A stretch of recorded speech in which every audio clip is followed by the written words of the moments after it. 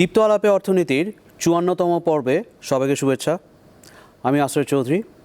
আজকের পর্বে আমরা মার্কেট ইকুইলিব্রিয়ামের পরিবর্তন দেখব। আসুন শুরু করা যাক। গত পর্বে আমরা মার্কেট ইকুইলিব্রিয়াম বা বাজার সাম্যাবস্থা দেখেছি। আজকের পর্বে আমরা মার্কেট ইকুইলিব্রিয়ামের পরিবর্তনটা কীভাবে হবে এবং এর ফলে কি হবে সেটা দেখার চেষ্টা করব। মার্কেট ইকুইলিব্রিয়ামের পরিবর্তন ডিমান্ড বা চাহিদা, সাপ্লাই বা যোগানের শিফটের কারণে হবে। আমরা তাহলে ডিমান্ড ফাংশনটা আবার দেখি। ডিমান্ড ফাংশনটা আমরা বারবার বলেছি, quantity demanded of x is a function of the price of x, price of Y, আর হচ্ছে এম, যেখানে এম হচ্ছে ইনকাম। ওয়াইটা কি? ওয়াইটা হচ্ছে রিলেটেড গুডস। ওয়াইকে আমরা দুভাগে ভাগ করেছি, হয় সেটা সাবস্টিটিউট হবে অথবা কমপ্লিমেন্ট হবে। একইভাবে সাপ্লাই ফাংশনকে আমরা লিখতে পারি quantity supplied of x is a function of the price of x এবং ইনপুটসের প্রাইস বা কস্ট অফ প্রোডাকশন। শিফট কিভাবে হবে?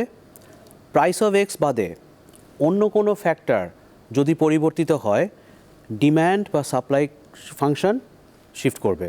মার্কেটে আমরা যখন ইকুইলিব্রিয়াম দেখি তখন আমরা ডিমান্ড আর সাপ্লাইয়ের একটা ইন্টারসেকশন দেখি, যেটাকে আমরা বলি ইকুইলিব্রিয়াম পয়েন্ট। ডিমান্ড যদি শিফট করে, সেটা ডান দিকে হোক আর বাম দিকে হোক, সাপ্লাই যদি শিফট করে, সেটা বাম দিকে হোক বা ডান দিকে হোক, আমরা নতুন একটা ইকুইলিব্রিয়াম পাবো। নতুন একটা ইকুইলিব্রিয়াম মানে হচ্ছে নতুন একটা প্রাইস আর কোয়ান্টিটির একটা কম্বিনেশন। আমরা যখন মার্কেট ইকুইলিব্রিয়ামের পরিবর্তন দেখব তখন আমরা শুধুমাত্র ডিমান্ডের শিফট দেখব অথবা শুধুমাত্র সাপ্লাইয়ের শিফট দেখব। এর কারণটা আমরা আগের পর্বগুলোতে বারবার বলেছি, ডিমান্ড আর সাপ্লাই যদি একসাথে পরিবর্তিত হয় তাহলে আমাদের মডেল প্রেডিকশন করতে কষ্ট হবে। তাহলে আমরা শুধুমাত্র ডিমান্ডের পরিবর্তন দেখব। ডিমান্ডের পরিবর্তন যদি দেখি, সাপ্লাইয়ের উপর কী প্রভাব ফেলবে। একইভাবে সাপ্লাইয়ের যে শিফটটা আমরা দেখব, সেটা যখন সাপ্লাই শিফট হবে, সেটা ডিমান্ডের উপর কী পরিবর্তন ফেলবে। কেন আমরা এভাবে দেখব? যখন ডিমান্ড চেঞ্জ হচ্ছে তখন কিন্তু সাপ্লাইয়ের উপর একটা প্রভাব হবে। কেন? সাপ্লাই হচ্ছে ডিমান্ডের উল্টা পক্ষ। একইভাবে সাপ্লাই যখন শিফট হবে তখন ডিমান্ডের উপর একটা প্রভাব হবে, যেহেতু ডিমান্ড সাপ্লাইয়ের উল্টা পক্ষ। যে জিনিসটা আমরা আজকে দেখব না, সেটা হচ্ছে গত পর্বে আমরা ইকুইলিব্রিয়াম মডেলের ক্রিটিসিজম বা সমালোচনা করেছি। সেখানে আমরা কি বলেছিলাম? নতুন ইকুইলিব্রিয়ামে যখন একটা মার্কেট পৌঁছাবে পুরানো ইকুইলিব্রিয়াম থেকে, এই পৌঁছানোর টাইম ল্যাগটা কি, এইটা কিন্তু আমাদের মডেল বলে না। আজকেও আমরা বলবো না। আমরা কি ধরনের গুডস এই মার্কেটে পর্যবেক্ষণ করছি। এটা কি নিত্য প্রয়োজনীয় গুডস? এটা কি লাক্সারি গুডস?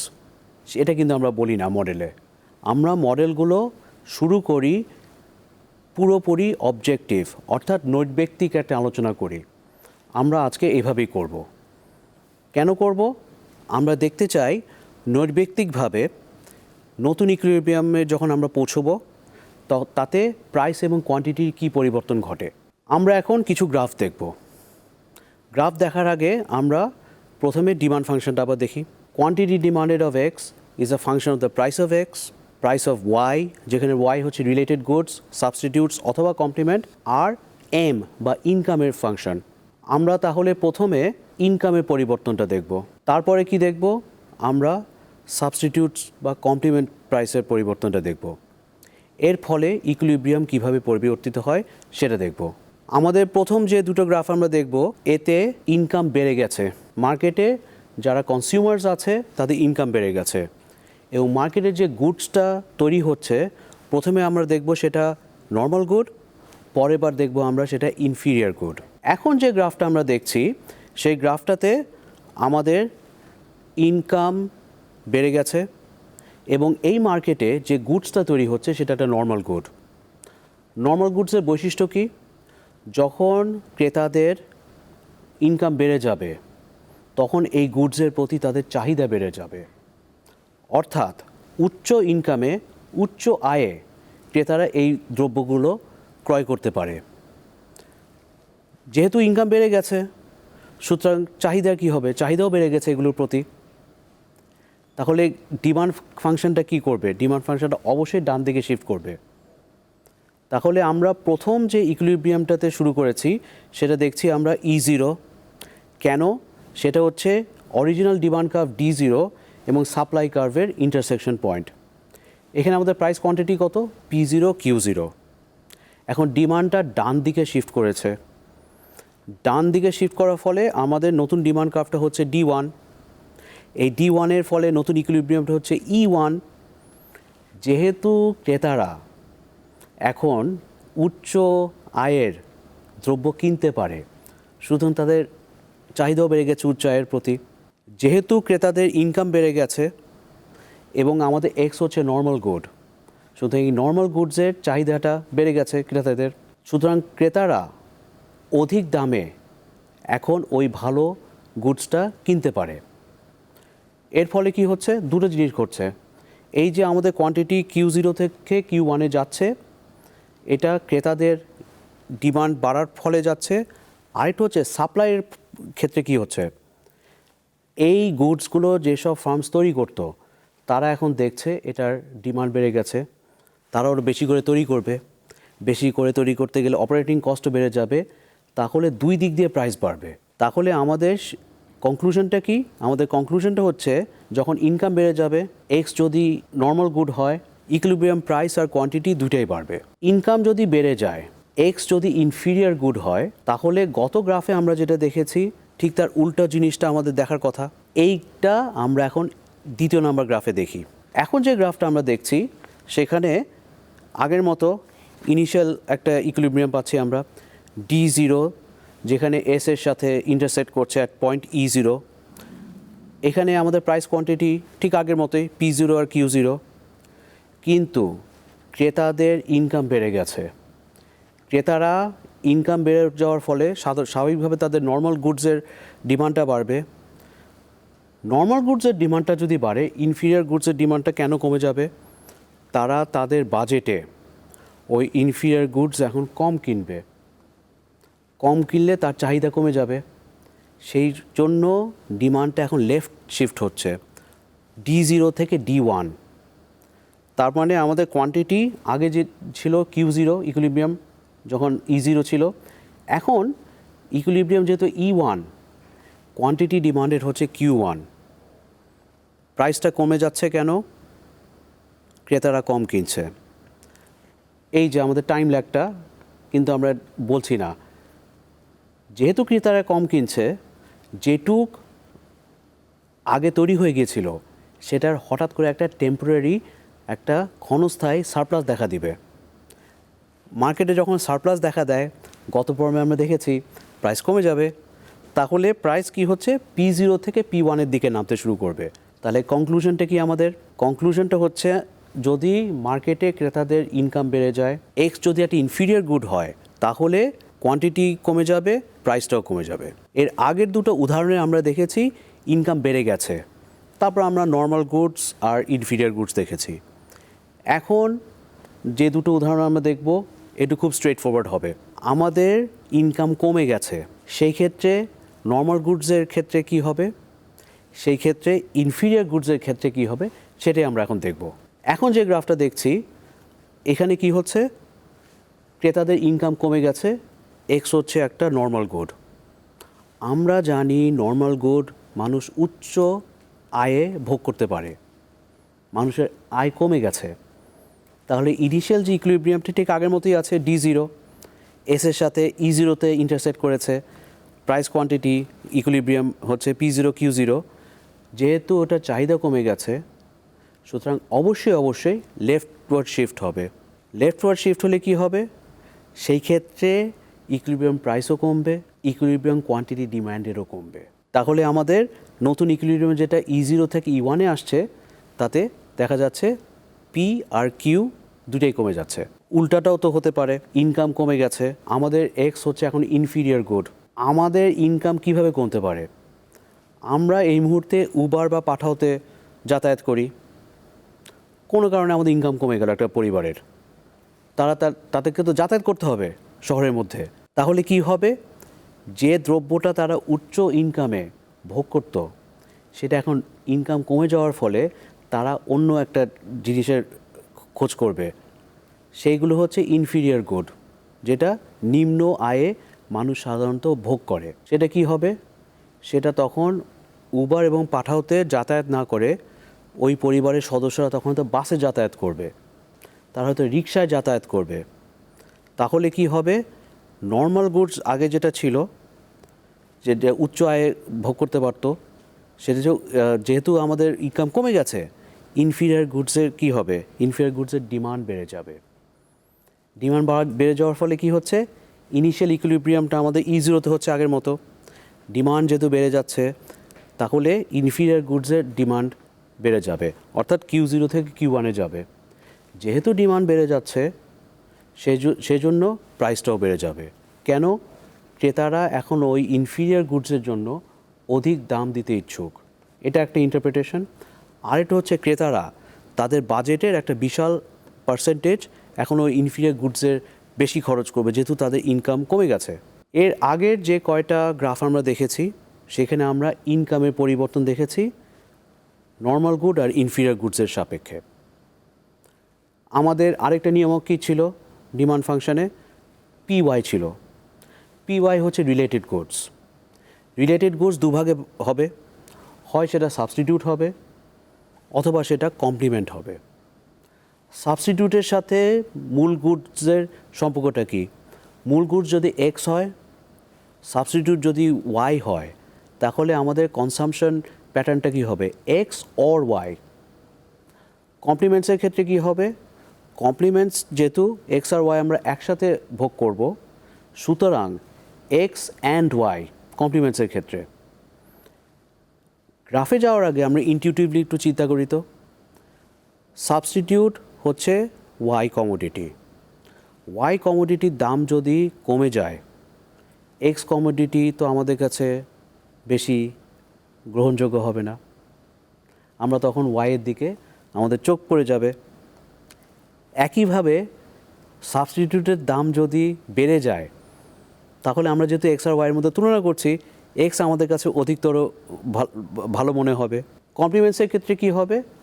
কমপ্লিমেন্টস যেহেতু আমরা একসাথে কনজিউম করছি X অ্যান্ড Y, সুতরাং কমপ্লিমেন্ট Y এটার দাম যদি বেড়ে যায়, তখন আমাদের বাজেট অ্যালোকেশন কিন্তু আগে তুলনায় আমরা কম করব।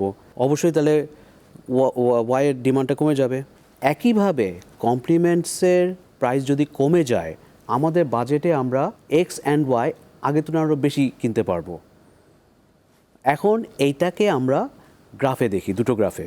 এখন যে গ্রাফটা দেখছি আমরা, এই গ্রাফটাতে আমাদের সাবস্টিটিউটের প্রাইসটা বেড়ে গেছে। আমাদের গ্রাফে কিন্তু X আমরা দেখছি। সাবস্টিটিউটের প্রাইস যদি বেড়ে যায়, তাহলে এই যে X অর Y, X আমাদের কাছে অধিকতর ভালো মনে হবে। সো ন্যাচারালি কী হবে? ডিম্যান্ড ফাংশনটা D0 থেকে D1-এ রাইটওয়ার্ড শিফট, ডান দিকে শিফট করবে।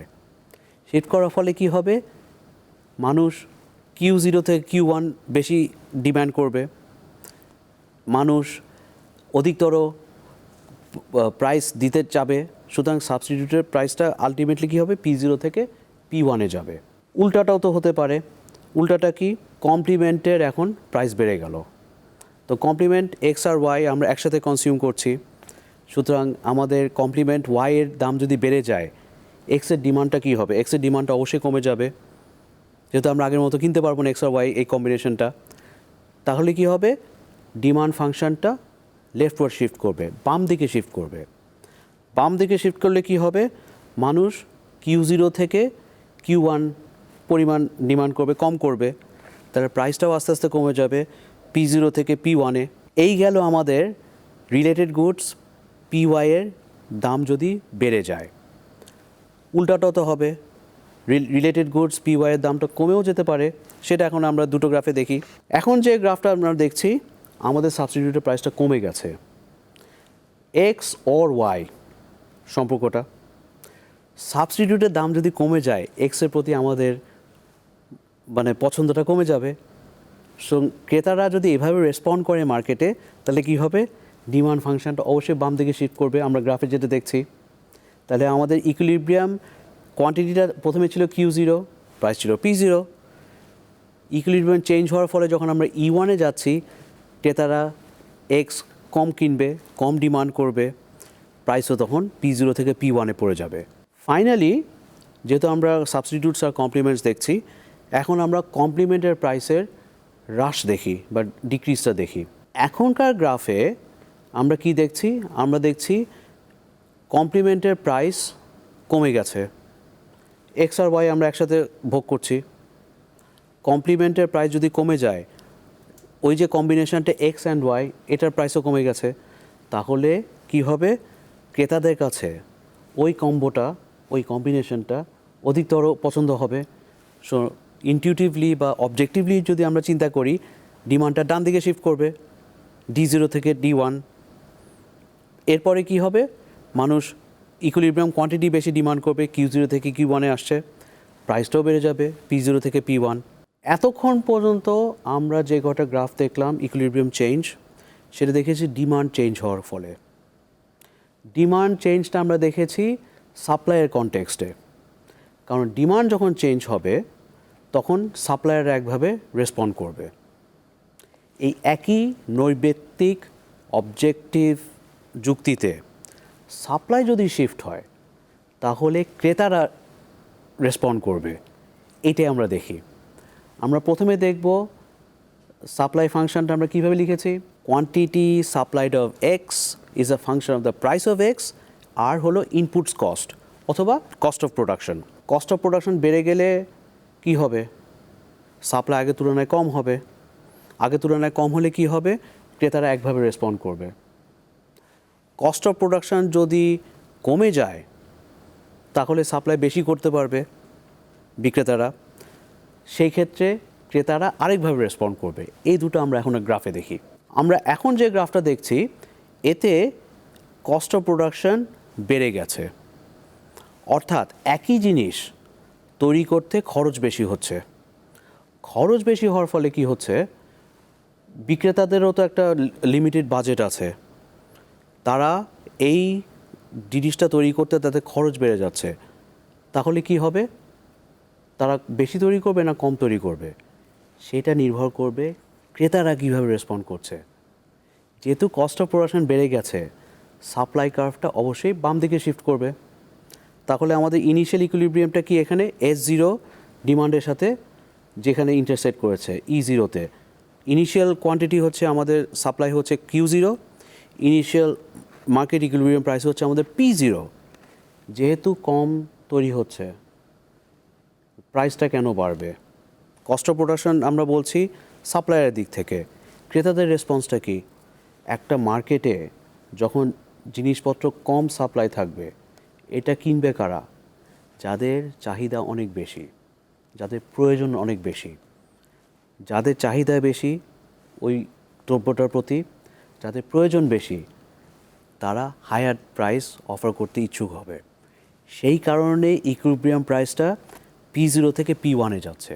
একইভাবে উল্টাটাও তো হতে পারে, কস্ট অফ প্রোডাকশন কমে যায়, তাহলে কি? কস্ট অফ প্রোডাকশন কমে গেলে আমাদের বিক্রেতা যারা, উৎপাদক যারা, তাদের একটা ইনসেন্টিভ থাকবে বেশি তৈরি করা। তখন কি হবে? সেটা এখন আমরা এই গ্রাফে দেখি। এখনকার গ্রাফে আমরা দেখছি কস্ট অফ প্রোডাকশন কমে গেছে, তাহলে অবশ্যই ইনটিউটিভলি, অবজেক্টিভলি, নৈর্ব্যক্তিকভাবে যদি আমরা দেখি, সাপ্লাই অবশ্যই S0 থেকে ডান দিকে শিফট করবে। আমাদের ইনিশিয়াল ইকুইলিব্রিয়াম হচ্ছে E0, আমাদের ইনিশিয়াল ইকুইলিব্রিয়াম কোয়ান্টিটি যেটা সাপ্লাই করছিল মার্কেটে Q0, সাপ্লাই বেশি হচ্ছে, অর্থাৎ Q1-এ আসছে। প্রাইস কেন কমবে? কারণ আমরা জানি মার্কেটে যখন এক্সেস সাপ্লাই থাকবে, অথবা সাপ্লাইয়ের পরিমাণটা বেড়ে গেল, অবশ্যই প্রাইস কমে যাওয়ার একটা টেন্ডেন্সি থাকবে। এবং আমরা এটা মার্জিনাল অ্যানালাইসিস দিয়েও আলাপ অর্থনীতিতে দেখিয়েছি। এই যে আমাদের Q0 থেকে Q1 যে আমরা যাচ্ছি, এটা ক্রেতারা কারা? নতুন ক্রেতা। 0 থেকে Q0 পর্যন্ত যারা আগে কিনেছে তারা কিনেছে।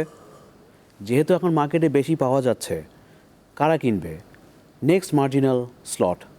নেক্সট মার্জিনাল স্লট অবশ্যই কম দাম দিতে ইচ্ছুক হবে। সেই কারণে মার্কেট প্রাইসটাও কমে যাবে। এটা আমরা মোবাইল ফোনের ক্ষেত্রে বেশ কয়েকবার বলেছি। এই কারণে ইকুইলিব্রিয়াম প্রাইসটা P0 থেকে P1-এ নামবে। আমরা এই যে ইকুইলিব্রিয়ামের চেঞ্জটা দেখেছি, E0 থেকে E1-এ আসছে, তারপর আমরা Q0 Q1 P0 P1-এর পরিবর্তনটা দেখেছি। এখানে টাইম ল্যাগটা দেখি নাই। আমরা শুরুতে বলেছি এইখানে আমরা নৈর্ব্যক্তিকভাবে দেখছি, অর্থাৎ এক্সটা কী ধরনের দ্রব্য সেটা সম্পর্কে আমরা কোনো কমেন্ট করি নাই। আগামী পর্বে চেঞ্জ ইন ইকুইলিব্রিয়ামটা আমরা বাংলাদেশের কনটেক্সটে কিছু উদাহরণের মাধ্যমে পরিবেশন করব এবং সেখানে হয়তোবা আমাদের জ্ঞানটা আরও গভীর হবে। আমরা হঠাৎ যখন মার্কেটে কোনো পরিবর্তন দেখি, এই পরিবর্তনটা কিভাবে ইন্টারপ্রেট করা যায় সেটা আমরা অর্থনীতির চোখ দিয়ে তখন করতে পারবো বাংলাদেশের কনটেক্সটে। আমাদের ফেসবুক পেজে লাইক দিবেন, কমেন্ট করবেন, ফলো করবেন। আমাদের ইউটিউব চ্যানেলে লাইক দেবেন, সাবস্ক্রাইব করবেন, কমেন্ট করবেন এবং অবশ্যই বেল আইকনটা প্রেস করতে ভুলে যাবেন না। আপনাদের সাথে আবারও দেখা হবে। সেই পর্যন্ত ভালো থাকবেন, সুস্থ থাকবেন।